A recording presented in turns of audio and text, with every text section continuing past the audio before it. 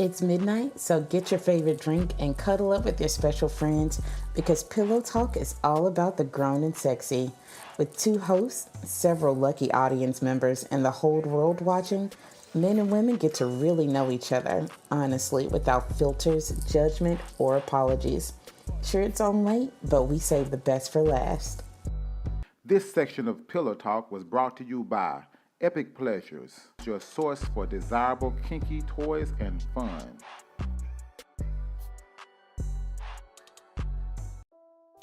Some would say it's never good to make plans, but nothing mattered to either Justice or Candace, except it was nearing checkout time and they dreaded having to part ways. Candace had a 5:30 p.m. flight back to Atlanta, and Justice was staying over until next weekend. Candace, we have to talk. I know we do, Justice. How about we get my luggage to the car and take a ride down to St. Charles Avenue? That sounds good. They stood at the foot of Canal Street waiting on the streetcar, holding hands like teenagers. He whispered in her ear how much he enjoyed being with her. I really enjoyed being with you. Hopping aboard the streetcar, they talked about a potential forever between them. We can do this forever. Candace's opinion was strong. She let Justice know that forevers only lead to disappointments, with either one or both not living up to their commitment. She preferred the temporary moments that left lasting memories that she could reflect upon with smiles, chuckles, and laughter.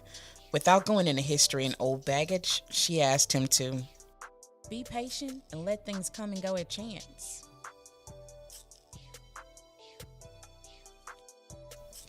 His opinion was quite different, but that's how the May-December 60-40 relationship worked. One person acknowledges the benefits of keeping it simple, and the other disagrees with the indefinites. He sat for a moment before blurting out, You are my forever, no matter how you feel about me, because I would never feel this way about another woman. See, that's exactly what I'm talking about, Justice. You just turned 21 yesterday. You haven't even begun to live or experience real love, true love. What we have is filled with lust and possibly even a few lies.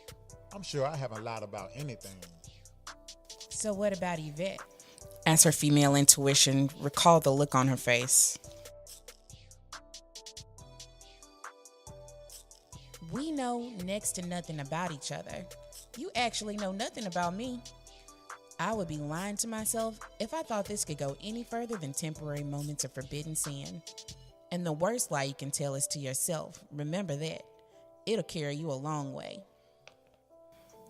Justice seemed a little upset at the lines Candace was running to him, but in the end, he would respect her more for respecting them both. He thought maybe taking it slow would be better, and he did have some clarifying to do with Yvette. Candace was not saying that things couldn't grow, but the chances and odds were 20 years stacked against and between them. Candace, let me say this one last thing. I really like you, girl. From the moment I laid eyes on you, I knew you were special. That's long before you agreed to talk to or even see me. The chemistry is there, and I'm not going to stop trying to win all of you. He kissed the palm of her hand and turned to look out the window like a dejected child. Candace gently grabbed his chin, turned his head toward her, and kissed him. Thanks for allowing us time. They sat quietly, each taking turns scratching the palm of each other's hand until the streetcar.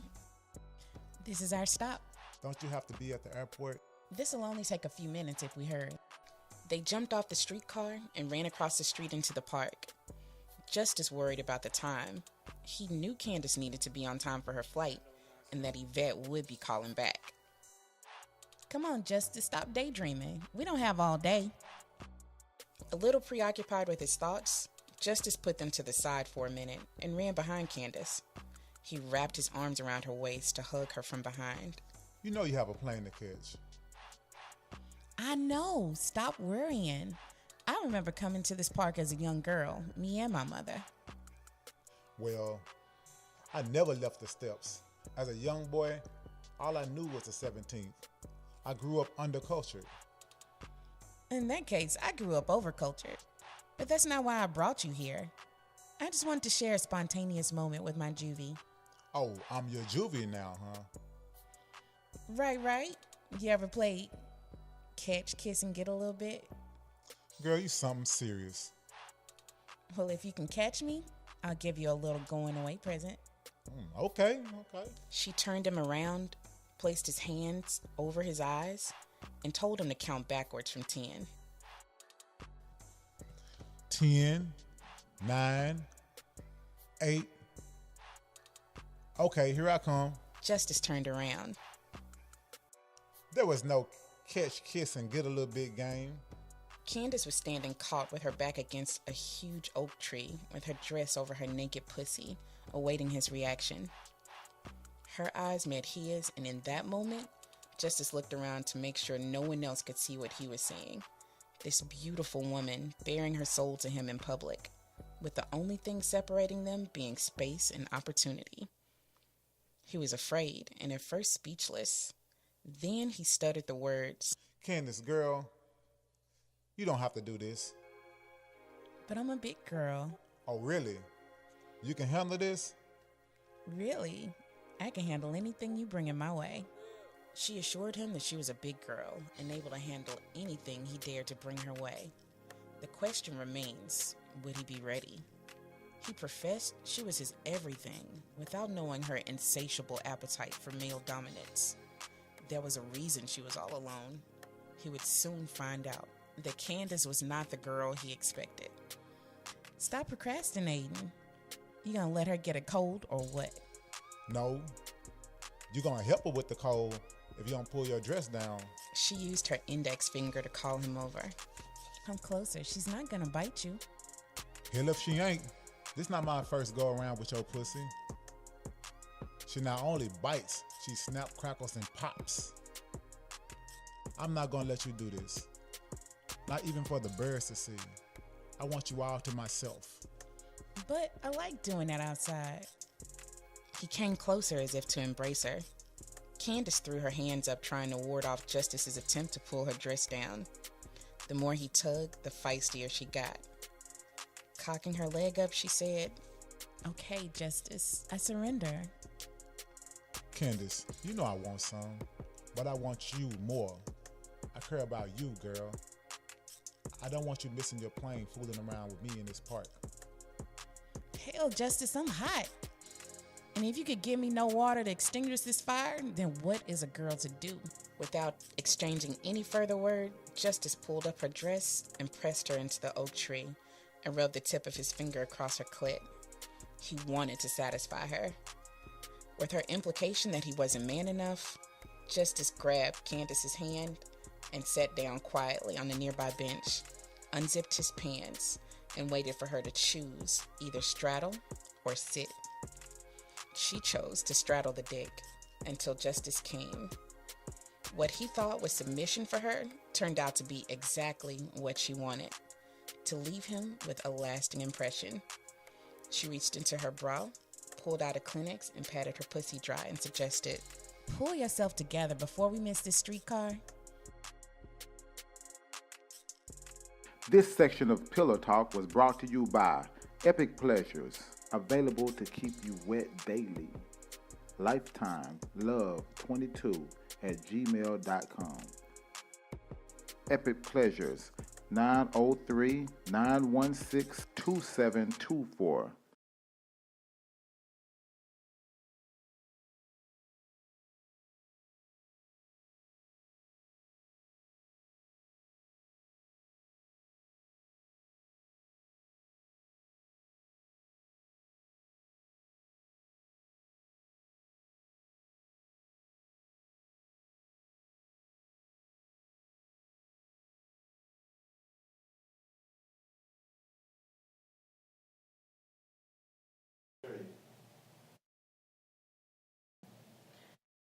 Hey, welcome back to Pillow Talk, and we are talking with Miss Ellen Butterfly Allen, author of Love versus Lust, A Cougar's Passion. Welcome to Pillow Talk, Ellen. How you doing? I am doing great. Awesome.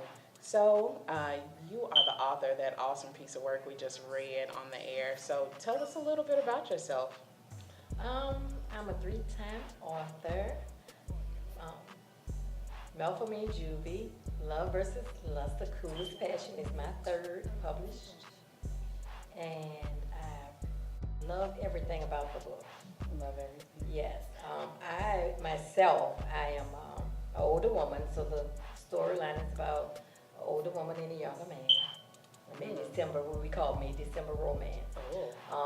In my everyday life, though, I am a mother of 3 fantastic children and 3 grandkings.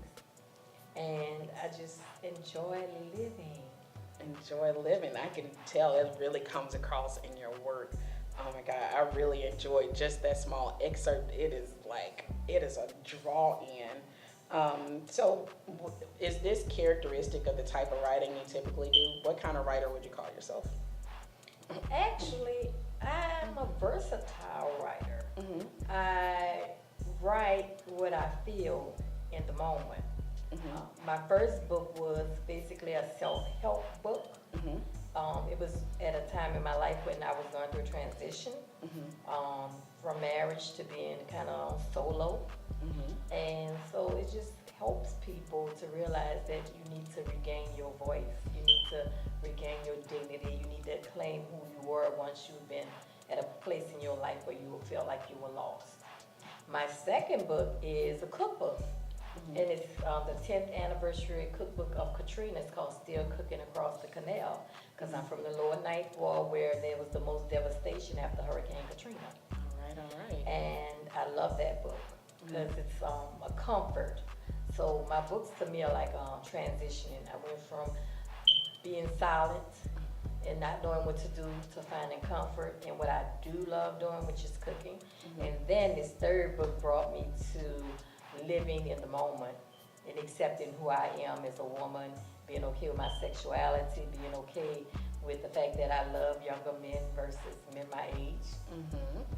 And that's because, men your age kind of disappoint you sometimes. Oh, hey girl, hey.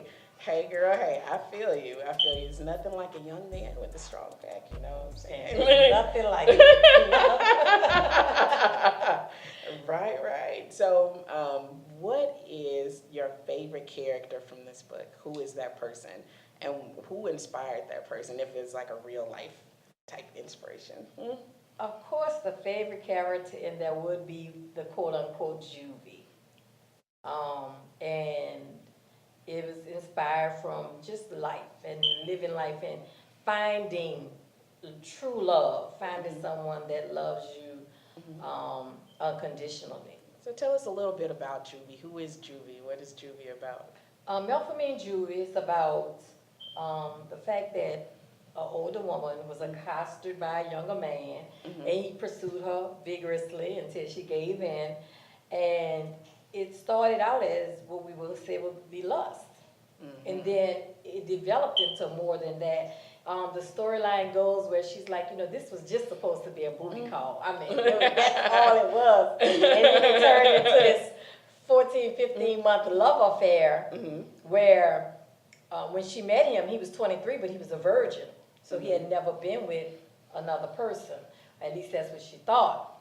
But then come to find out, he had been with someone, and she wound up pregnant, and so they had to make the decision to kind of go their separate ways. And it's a cliffhanger at the end. I have had people literally cuss me out behind this book. They're like, where's the rest of it? But they're looking at it, where's the rest of the doggone book? I'm like, that's it. It's like you have to have a two. I'm like, sometimes our journeys don't have the answer right now. It don't have the conclusion. So it don't have to be a part 2. The part 1 is just enough to let you know that life is still going to happen. It's still going to go on regardless of how it ended. Oh my goodness. You know what? That makes me I just have to dig into this book. I love a good cliffhanger. This is one of those things that'll keep you up at night and have you sweating and stuff. This section of Pillow Talk was brought to you by Epic Pleasures, your source for desirable kinky toys and fun. So I see that the older woman, younger man is a theme in this book. Would you recommend, like if there's a woman out there, needs to get her groove back, would you recommend that kind of lifestyle to a woman of a certain age who's looking to get the swing back in her step. I'm glad you asked me that because in the dedication of the book, it says, this book is dedicated to all women who have yet to experience true love. Never define your hunger for passion to be blinded by traditional norms. There are younger men who will love all of your beauty. He's too young. Oh, I could never. He's my son age. Or whatever they will say. Those phrases plus countless others will cause you to miss out on your first kiss. So I tell any woman, if that's what you want to do it. If it works, it works. If you're in it for a win, it's gonna win either way. Whether you're together or you're apart, it's gonna be a win because it's gonna help you grow as a person, and then of course it helps him grow as a young man. Because young men sometimes need a little guidance. Wouldn't you agree? I would totally agree. Okay. Sometimes they need that little kind of figure to help them become that man. You know what I mean? Yes. And all the men that I've known in my life have always had that older woman in their life that really helped them become that man. Shout out to all those women. Yes. Shout out to the older women. Shout out to all those women who made these good men, whether you're with them now or whether y'all moved on. You know what I'm saying? Y'all are out here doing the duty of of making black men great again. Great again. Great again. And people think, sometimes they think when they talk about being in love with or experiencing that May December romance, that age gap. People Right. like, it's not love, it's always lust. But I tell people, guess what makes the best relationships? When you have love and lust. I don't care if you're together 15 years. Love and lust should be a part of your relationship. That's what keeps things fresh and new and vibrant. Exactly. Once you lose that feel, they're heading for the heels. What you say? Yes, ma'am. Yes, Woo! ma'am. So, I want to know, if I was out and I'm looking for this book on the shelf, where can I go find this? Because we need this. We want to have this on our nightstand. We need this at work. Where can we find you at? Well, you can find me on social media. Mm-hmm. You can find the book online at on Amazon.com, of course.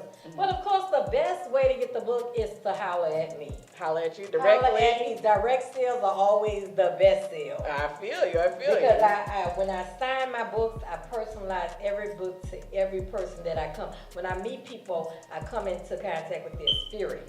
And their spirit speaks to me. And so when I autograph that book, I'm speaking to you from what I picked up from you, just what you're telling me. I have a lot of women that call me saying, girl, that's my story. That's my story, and I'm sticking to it. And I'm like, and you should. We should always stick to our stories, no matter what it is in life. And just so happened, Melphamine Juvie has not only given me life, but it's also a part of my life. And so I strive to make sure that I sign the book with love, all of us with love, because I want people to know that long as we breathing, that it's possible to love over and over and over again. Well, girl, I just want to thank you so much for inspiring me personally to get that fire back in my life. And, you settle in for a little while. Been in a relationship for 5 years. You need that spark, you know what I'm saying? And ladies, you need to get out here and get this book. If you need a little spice, if you're single, you know what I'm saying? If you're single and you need a little inspiration, if you're in a relationship and you want to put that hot sauce back on your chicken, you know what I'm saying? Go out and get this book, Love versus Lust, A Cougar's Passion. And I want to thank you so much, Ellen, Butterfly Ellen. And we appreciate you coming on Pillow Talk. Hopefully we'll have you back again. I appreciate you having me. And they can reach on social media. I'm on social media, which is Facebook and Instagram. I'm on Periscope.